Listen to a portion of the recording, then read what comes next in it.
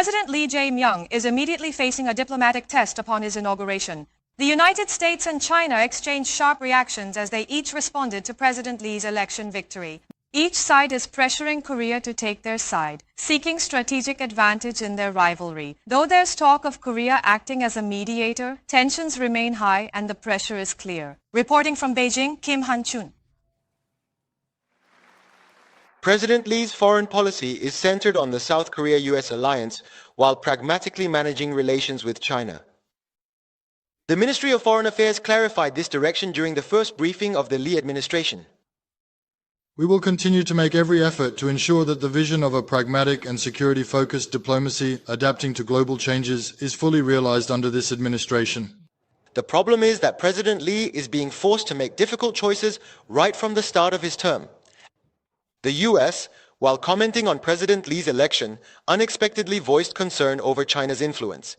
In turn, China responded with strong language, warning against efforts to sow discord between the two nations. Reflecting this tension, former President Trump even stated on his social media that negotiations with Chinese President Xi Jinping would be extremely difficult. Since the Geneva talks last month, the tariff war between the two nations, currently on pause, is likely to reignite in mid-August when the 90-day grace period ends. The United States must honor the agreements made at the Geneva talks.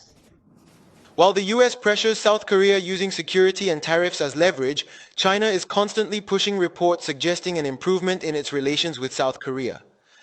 Some analyze this as indirect pressure for a prompt statement on South Korea's strategy toward China.